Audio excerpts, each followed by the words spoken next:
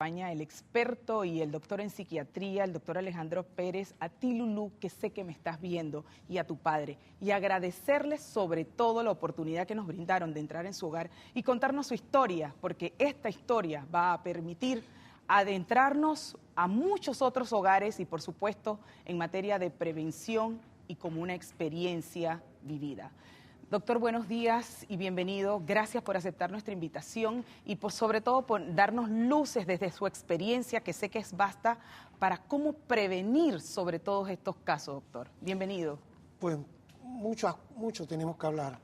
En primer lugar, quiero decir que, de acuerdo a nuestra experiencia como forense, el delito de mayor incidencia y prevalencia en este país es violencia doméstica, grave, es un problema de salud pública. El segundo delito de mayor incidencia y prevalencia son los delitos contra la propiedad en robo y hurto. Y el tercer delito son los delitos sexuales. Doctor, eso es grave. Nosotros como padres, ¿cómo podemos darnos cuenta de que un hijo nuestro está siendo víctima de abuso sexual? Pues dos grandes grupos son víctimas de delito sexual. Lógicamente la víctima propiciatoria es la mujer. Entonces vemos niños menores de 12 años, aproximadamente menores de 12 años, y luego el adolescente, la adolescente. Realmente son las víctimas propiciatorias para el delito sexual. La conducta sexual, esto es importante, la conducta sexual para que sea legal tiene que tener tres requisitos. Uno, tiene que ser entre adultos. La conducta sexual entre menores de edad es una infracción y con menor edad es un delito. Dos, las partes deben estar de acuerdo. Todos tienen que estar de acuerdo en la conducta sexual. Y tres, no debe haber lesión grave de los participantes. Quiero subrayar grave. Si la conducta sexual cumple estos requisitos, entonces la conducta es legal. El problema es cuando es con menor edad. Entonces ahí tenemos el gran problema. Tenemos que hacer política de promoción, prevención, tratamiento y rehabilitación de las víctimas de delitos sexuales. Doctor, en su experiencia, ¿cuáles son, por ejemplo, esas alertas, esas alarmas que tenemos que prestar atención de que estamos cerca ante una persona que puede ser un potencial abusador de nuestros propios hijos, hijas? Sí, lamentablemente no tenemos un perfil físico del violador. Eso no es cierto, además es discriminatorio, porque el tipo es feo y negro, es un violador. Eso no funciona así. Pero sí hay datos. Lo mencionaron hace un momento, el individuo que toca de forma desusual, el individuo que acaricia de forma rara o de forma precipitada o premeditada. Tenemos que parar las antenas. Pero quiero destacar una cosa importante. Los padres no deben decirle a los hijos, no dejes que nadie te toque. ¿Por qué, doctor? ¿Por qué es un error? ¿No se supone que eso sería una manera de prepararlos, de prevenirlos? Fíjese, cuando yo le digo a mi hija, no deje que nadie te toque, y alguien la toca, entonces mi hija se siente culpable. Porque es que mi papá me dijo que nadie debía tocarme y me tocaron. Y el niño calla.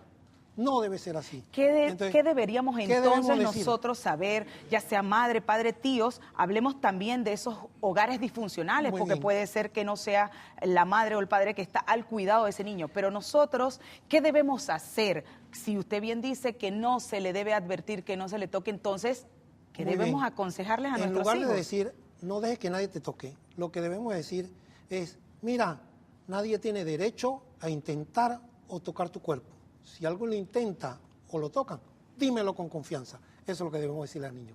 ¿Sí? Que nadie tiene derecho. Luego, promoción. Las mujeres tienen que aprender, sobre todo los adolescentes, que no necesitan una media naranja porque son una naranja completa. No es posible que una mujer, por ser mujer, tenga la obligatoriedad de ser esposa y madre. Eso no es cierto. La obligación de una mujer es ser humano. Eso es lo importante. Luego, tiene que prestar atención a muchas cosas. Uno, esa estupidez de que el tipo le ofrece el cielo y las estrellas es una torpeza. Más bien yo le diría al tipo que lea Carl Sagan y aprenda astronomía.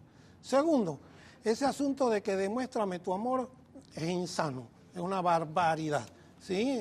El amor no funciona de esa manera. El amor implica también salud. ¿Sí? Muy bien.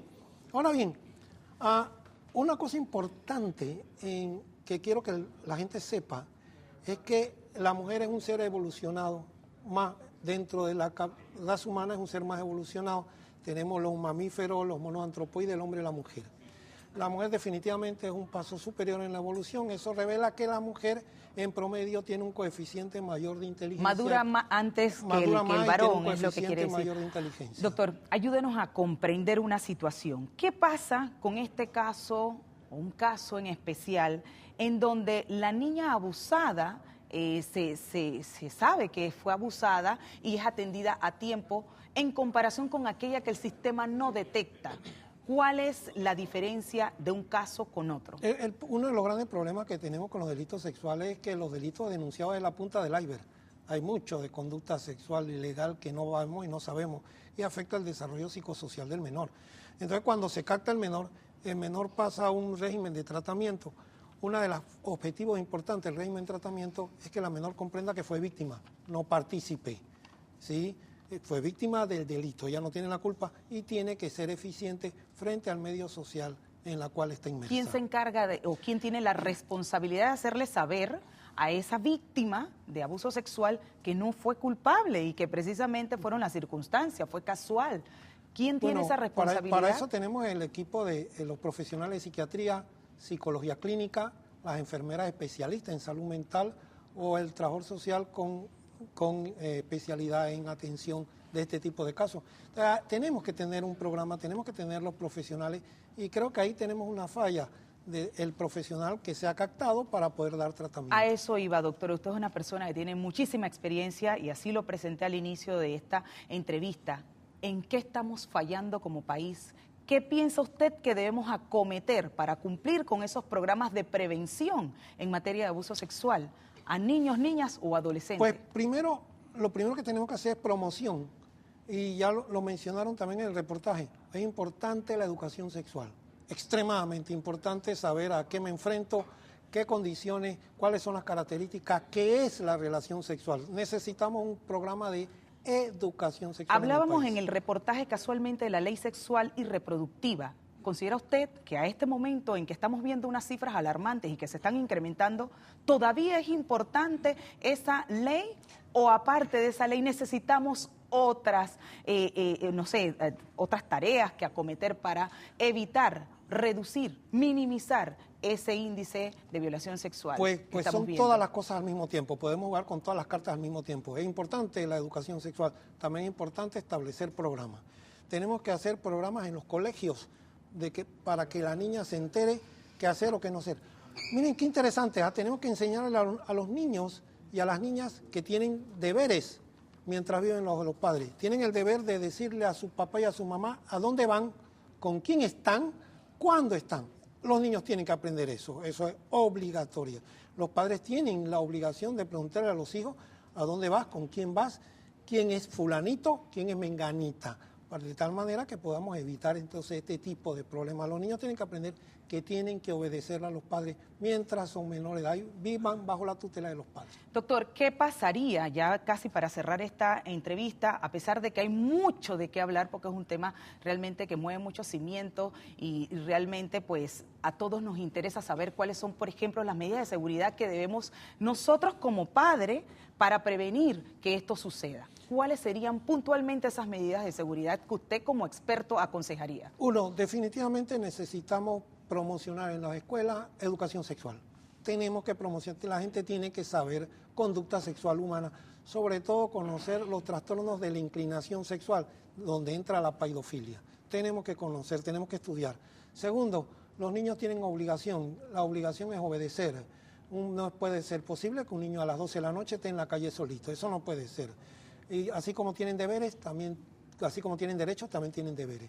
Segundo, los padres también tienen que saber cuáles son las señales de alarma en sus hijos. Para eso ¿Cuáles pueden ser estas señales, doctor, tanto físicas como psicológicas, que nos puedan advertir a nosotros, alerta, estamos ante una situación de posible abuso o que ya haya ocurrido, por ejemplo? Sí, pues en salud mental llamamos la conducta erótica del menor de edad. Cuando el menor de edad empieza a hacer preguntas de contenido erótico o cuando tiene una conducta erotizada, entonces nos debe hacer parar las antenas de que algo está ocurriendo y que nosotros tenemos que intervenir para que no ocurra embarazos no deseados y que para que no ocurra embarazo de menor edad. Excelente, doctor. Muchísimas gracias por acompañarnos y sobre todo para poner en perspectiva muchas dudas que surgen a raíz de este tema social que nos aqueja a muchos padres y por supuesto las cifras ahí están, cada día más alarmante. Este tema da para más y le aseguro tendrá una segunda parte en donde profundizaremos la parte del rol educativo.